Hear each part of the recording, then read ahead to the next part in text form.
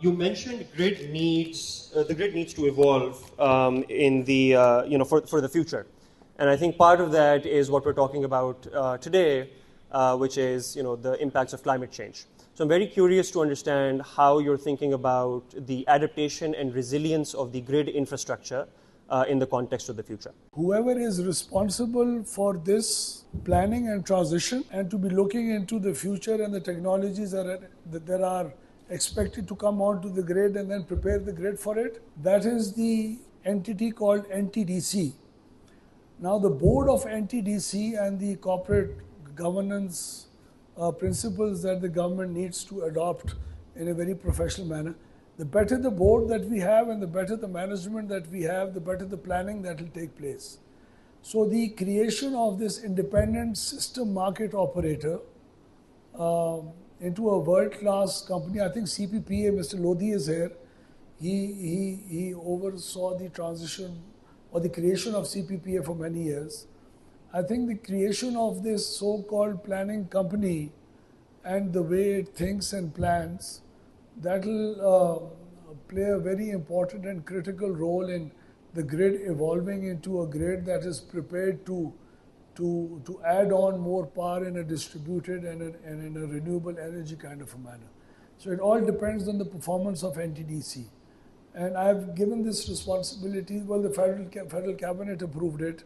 Dr. Fyaz is now chairing the board of NTDC. I think he's a senior advisor here at LUMS also. And they have good board members, so hopefully they've already started working on it. And they'll make sure that the transition happens in a responsible and good manner. Have you looked at the cost, the people-centric and ecological cost in your costing mechanisms, considering that the harm to ecology of coal mining would be huge, and local and indigenous communities in Jamshoro and Third have been protesting and demanding a coal phase out? Well, we've already made investments into imported coal plants. They have a certain level of emissions. Those were all worked out, and the environmental impact was also calculated at the time. Now, these plants are a sunk cost to the nation. They're already in place. You and I are both paying a heavy amount of capacity payments for just these 3 imported coal plants. They're hardly being dispatched. The load factor of these plants is, one of the plants is about 11%, the other is 15%, the third is about, Sahiwal is about 30-35%. We need to improve the load factor of it, and we need to shift it from imported coal to local coal without incurring any added emissions and further deterioration of the climate, of the environment. We've already requested the Asian Development Bank, which the ADB actually funded one of the imported coal plants at Jamshoro, which is about to go into operations now. And just about a year or so ago, the ADB decided not to fund and finance any more coal plants. But we are stuck with this plant now. We now need to make sure that it's operated at the most optimum level. And we have our own environment, and we have our, there's not just one strategy that could fit all nations. I have a foreign exchange issue. I have the cost of energy issue. So unless we are completely convinced through proper, credible studies that we are in the process of making, this conversion will not happen. It'll only happen if it's as good or bad, or even in some kind of an improved form, if we could make this conversion. My question to you is that you've mentioned that we are already in negotiations with almost like 5 IPPs. But my question here is that since we do research with the power sector in terms of IPPs as well, what we observe is that there are many power plants that are government owned. So has the government also been thinking about how does the government's own power plants that are idle right now, not generating any electricity, what are we going to do about the capacity payments made to them? And specifically, since they're dollar indexed, so why does the government have the need to be paid itself in the form of US dollars facing the current economic crisis? So this is my first question. And my second question is regarding the your point on the privatization of discos. So you said that we're considering the privatization of 3 discos by the next year and following 2 more. But I want to ask, were there any other alternative models that was considered by the government rather than straight away privatization? Because what we researched and what I specifically studied, for example, the Turkish model or the concessionary model, management model that you have mentioned, was not a complete success in the case of Turkey. And similarly, even in Argentina, which they implemented, and one reason was that they did not have straight regulatory bodies before the privatization even took place. So if the government is considering the privatization of these 3 discos, is there a program or some planning done on the regulatory aspects, such as in India? They follow also a privatization and a concessionary model, but they have specific straight regulatory bodies that are dealing with them. So these are my 2 questions. Thank you. I think you're quite well researched, mashallah. On the Turkish model, that's the concession agreement part. The Turks have gone into privatizing their discos on the concession agreement model. 3 or 4 of the 11 or 15 discos have not had the kind of results that they were expected. But those are in specific regions of Turkey. So it's the Kurd area where maybe the government's rate is not as much as other areas. But overall, the concession agreement model in Turkey has been a success. We are working very closely with the World Bank, and the World Bank is actually, we are consulting the World Bank as we speak. There's a weekly meeting that I hold, in which we are looking at bringing into place all the conditions precedent to the privatization to actually happen. So we would be bringing into place an environment that would ensure that we don't repeat the Karachi Electric kind of a privatization, and we learn from that experience.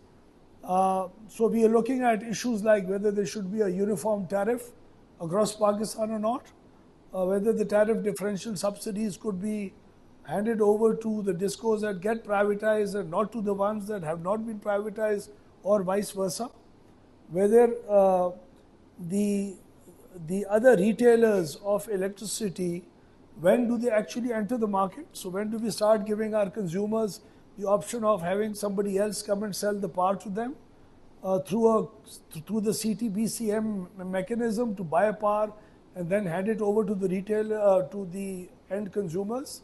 So all these points are being considered as we speak. There's a very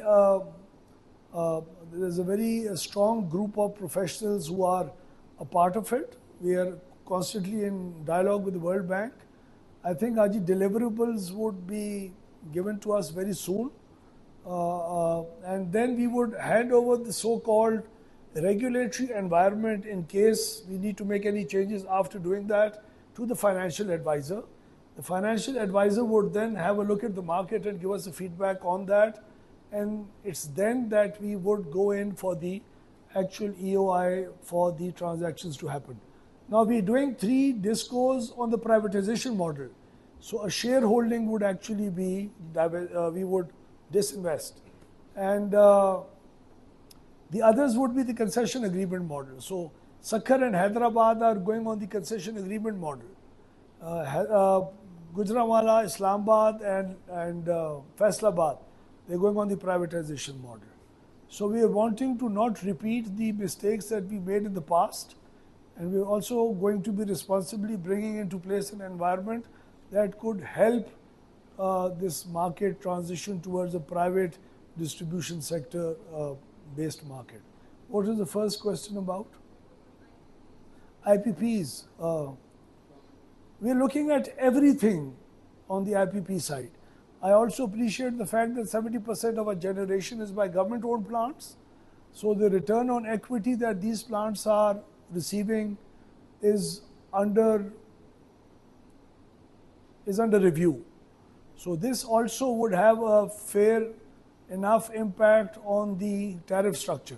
So please try to understand, there is no one thing that we could do that could bring down the tariff considerably. So we have to harvest these 50 paisas and 70 paisas and 1 rupee 10 paisas, the biggest chunk is in the sales tax part. So that is also under consideration. But we had the IMF program going, and we need to consult our development partners. We need to make arrangements for the same amount of resources to be raised elsewhere, because this would create a dent of a good 600 to 700 billion rupees a year. So who gets to pay for that? And this is offloaded from the tariff structure. And then we're also looking at reprofiling of the CPEC debt. That would again have an impact of about 3.5 rupees. So if the $8.5 billion CPEC debt of IPPs is reprofiled, and we're looking at different options of reprofiling. So there could be a moratorium of the principal amount for a few years and the extension of the tenure of the debt.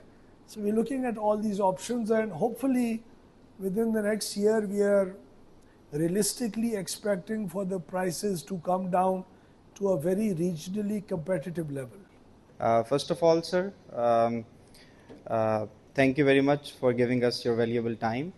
I would like to appreciate your view of the decision, especially the board of directors. Your decision regarding board of directors is highly commendable. But sir, the situation at the grassroots level is still the same. I mean, still at the consumer end, if you want to, install electricity collection, you need a telephone call. And same the case for industrial zones. It is very difficult to get the electricity connection. Secondly, Energy Efficiency Building Code 2023. Where is the implementation? Still, in the provinces, situation is very serious. Development authorities are even not prepared for that. Even then, the chief secretary or the relevant authorities have no clue about that SRO which has been approved from the cabinet. So my question is that how can you just improve the things without industrialization, without ease of doing business? So you're doing great work, no doubt. So please, what is the situation at grassroots level? You talked of distribution companies and the way they deal with customers and their customer care. Sitting next to you is an honorable parliamentarian. I hold her in the highest of respects. She just messaged to me this morning complaining about the Sakhar Electric Company being unfair to the consumers there and not doing things that it should be actually doing and not resolving and redressing the complaints that come to them. Do you know that we do not have a complaints registration system across the discos? So there is this PITC that has a number called 118. I haven't ever called a 118 number to register a complaint. And it never gets resolved if I do that. So we are pushing the boards, and it's all the responsibility of the boards. And I've given them 3 basic priority areas are the following: customer care, bringing down the losses, and preparing themselves for the privatization. These are the 3 key priority areas for all the distribution companies across the country. So it's just been a month or 2 since they've been in place. I would want to give them the time to be able to roll out a program that could address all these 3 issues on a priority basis.